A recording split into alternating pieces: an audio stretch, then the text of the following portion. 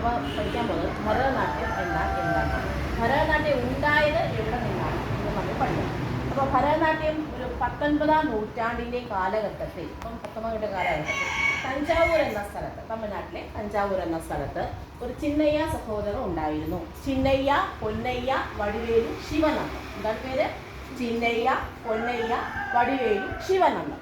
ഈ 4 പേരും കൂടി ഒരു നൃത്തം അങ്ങ് രൂപീകരിച്ചു. ആരൊക്കെ? ചിന്നയ്യ, പൊന്നയ്യ, വടിവേലു, ശിവനന്ദൻ. ഈ 4 പേരും കൂടി ഒരു നൃത്തം അങ്ങ് രൂപീകരിച്ചു. ആ നൃത്തത്തിന്റെ പേരാണ് സദർ നൃത്തം. എന്താണ്? സദർ നൃത്തം. ഈ നൃത്തം രൂപീകരിച്ചിട്ട് ഇവര് ക്ഷത്രിയന്മാരുടെ അടുക്കലും നമ്മുടെ അമ്പലങ്ങളിൽ, ഇപ്പം നമ്മളൊക്കെ ചെയ്യുന്നത് എന്താ, ആരകാറ്റൊക്കെ ആകുമ്പോഴത്തേക്ക് അമ്പലത്തിൽ പോയി കളിക്കുമ്പോൾ നമ്മളോട് പറയില്ലയോ, കുഴപ്പമില്ലായിരുന്നു, ഇച്ചിരി കൂടൊക്കെ ഒന്ന് ആകാമായിരുന്നു അല്ലേ. അപ്പം അതുപോലെ തന്നെ ഇവരൊരു നൃത്തം അവതരിപ്പിച്ചപ്പം കുറച്ച് കമൻസൊക്കെ വന്നെന്താ, കുറച്ചും കൂടെ ഒന്ന് ശ്രദ്ധിച്ചിരുന്നു, ഇച്ചിരി കൂടെ നല്ലതായേനെ. അപ്പോൾ ഒരു പിന്നീട് അവർ ആലോചിച്ചു നമുക്ക് ഒന്നുകൂടൊന്നും അത് വിപുലീകരിക്കാൻ പറ്റുന്നു. ദാസി കുടുംബത്തിലെ അംഗങ്ങളാണ്. അവർ ദാസി കുടുംബത്തിലെ അംഗങ്ങളായതുകൊണ്ട് അവർ നൃത്തം രൂപീകരിച്ചപ്പം പിന്നീട് ആ പേരങ്ങ് മാറ്റി, സദനൃത്തം അങ്ങ് മാറ്റി ദാസി ആട്ടം എന്ന് നൃത്തം. എന്നിട്ടോ ദാസിയാട്ടം. അപ്പം ആദ്യത്തെ പേരെന്തായിരുന്നു? സദർ നൃത്തം. രണ്ടാമത്തത് ദാസിയാട്ടം.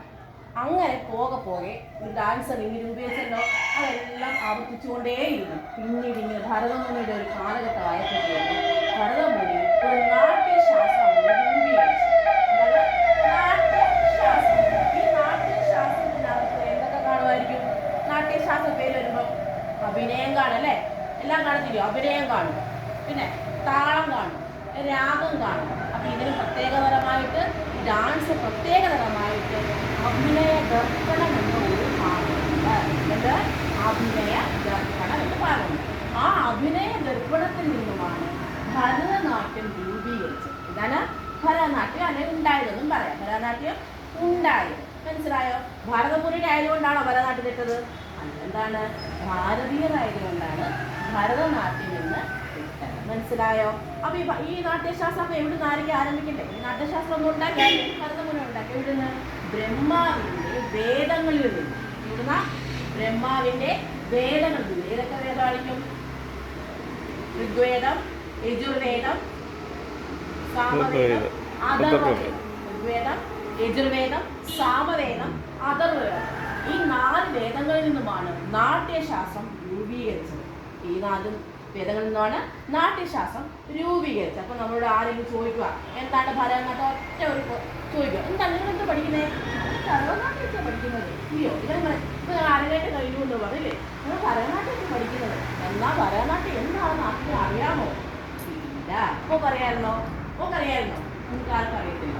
അപ്പോൾ ആര് ചോദിച്ചാലും ഭരതമുനിയുടെ നാട്യശാസ്ത്രം എന്ന നാട്യശാസ്ത്രത്തിലെ അഭിനയ ദർപ്പണം എന്ന ഗ്രന്ഥത്തിൽ നിന്നുമാണ് ഭരതനാട്യം ഉണ്ടായത്. മനസ്സിലായോ? ഭരതമുനിയുടെ നാട്യശാസ്ത്രത്തിലെ അഭിനയ ദർപ്പണം എന്ന ഗ്രന്ഥത്തിൽ നിന്നുമാണ് എന്തുണ്ടായത്? ഭരതനാട്യം. അപ്പോൾ ഭരതനാട്യത്തിന് മീനിങ് ഭരതനാട്യം. അപ്പോൾ ഇത് എന്തൊക്കെ കാണും? ഭാവം, രാഗം, താളം, പിന്നെ എന്തായിരിക്കും? അഭിനയം, എക്സ്പ്രഷൻസ്, നാട്യം എന്നൊക്കെ പറയാം അല്ലേ. അപ്പം അത്രയും മനസ്സിലായല്ലോ. അപ്പോൾ ഇനി